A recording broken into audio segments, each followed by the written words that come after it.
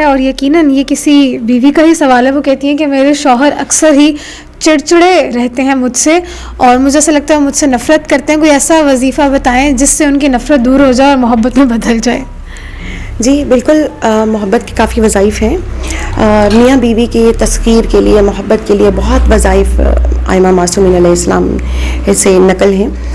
اس میں سب سے جو بہترین ہے وہ ہے کہ جب بھی اس طرح کی آپس میں کسی بھی رشتے میں، میاں بیوی ہیں، بہن بھائی ہیں، والدین کے ساتھ ہے یا کسی بھی رشتے میں ہے، اگر نفرت ہوتی جا رہی ہے، محبت کم ہوتی جا رہی ہے، تو اس کے لیے یہ ہے کہ کسی بھی میٹھی چیز پر 500 مرتبہ